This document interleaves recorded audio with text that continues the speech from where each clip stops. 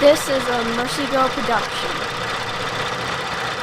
Hello folks, Mac T here, and I am going to take and unbox this Delphi part for my 2004 Chevy Trail Blazer with the 4.2 straight 6 in it. And it's been missing. It has a lot of misfires on it. Replaced the number 4 coil, replaced all the plugs, and could have no end get it to actually run. So what I did is I researched and I found out that the VVT, which is the variable valve timing solenoid, was bad. So I ordered this Delphi part, and as you can see it is an SL10064, and went ahead and ordered it. It's made in Mexico. I want to make sure I let you know before I unbox it that there is a Dorman part available, but the Dorman part has a big difference to it. So basically what I'm going to do is open this package, and we're going to see what is actually in the package here. And as you can see, we have the solenoid in here, and this solenoid of course is coated with oil to keep it from rusting. But when you pull it out of the bag and you set it down, there's one thing that I really want to specify on here. I looked at the Dorman part, okay? And in most aspects, the Dorman part looked just like this one, with a big exception. The Dorman part did not have these springs, as you can see, right here, and right here, and right here. Now, under these springs are the holes that have screens over them. Now, the old solenoid that is in my 2004 Chevy Trail Blazer probably does not have these springs. Now, what I've been finding out through research is that these springs are needed to keep the screens in place, because what happens is over time these screens weaken and then they end up getting sucked into the holes for the various pressures and then into the solenoid. Then it will not be able to open and close and work properly, and then it fails. So if you have a lot of multiple misfires on your Trail Blazer, rather than assuming your engine blew up or something like that, you definitely want to take this part out and check it. And what I will do is show you how to remove this part. It's not exactly a simple thing, because you do have to undo your serpentine and then go through and undo the power steering pump and remove that back, because in their infinite wisdom they put it up so that the power steering pump blocks it so you cannot pull it out of the engine.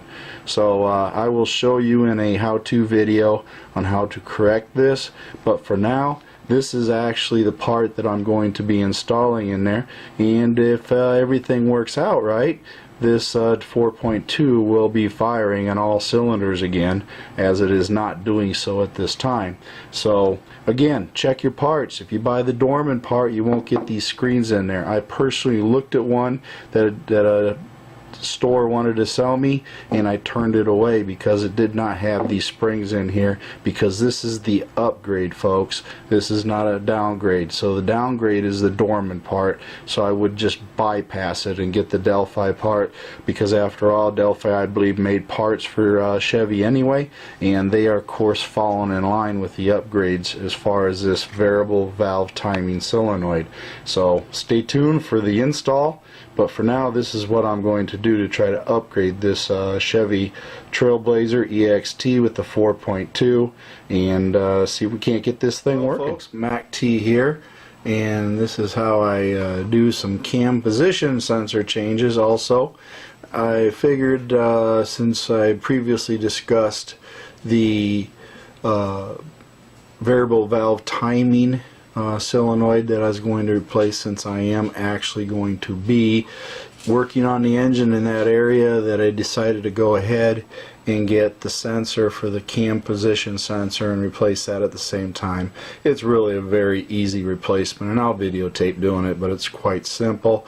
Again, I'm using this time a BWD engine management technology part. And of course this part is made in Mexico. So again, going to replace this, and it's a pretty simple part, as you can see. Very little to do as far as replacing it, but this is overall all it is. Just plug in the wire, bolt it in, and position it in. It's got the little gasket seal right there. Pretty simple, straightforward replacement. Won't take but a minute or two to actually replace, hopefully. But you know, some logic says, well, replace the VVT, check the engine, make sure everything's running, then replace this. You know, I'm going to go ahead and do both, and if all else fails, if I have problems yet, I can always take this back out and put the other one in to see if it makes a change. But since this one's so easy, I figured I might as well replace it while I'm in there and hope for the best on that. But then again, I'm going to replace this, and we'll see where we go. Since we're both going to be working on the vehicle, Mercy Girl's going to videotape for me, so we'll have hands-free work, and I can get this, of course, replaced along with the VVT solenoid. So stand by and wait for the following video to come. By the way, I also did determine that the Trail Blazer's been sitting for so long, good 2.5 months, that the battery, of course, is dead when I went to go start it. So I'm going to have to jump start it to get it running, and pray that it does start so I can at least drive it the couple miles I got to get it to the garage to work on it. But hopefully everything works out that we can get it there and get it worked on tomorrow, but that is the plan. So stand by for the video of the repair, and keep your fingers crossed that it actually solves the problems, because we are. Thank you for watching, and remember to like my videos and subscribe to Mac T.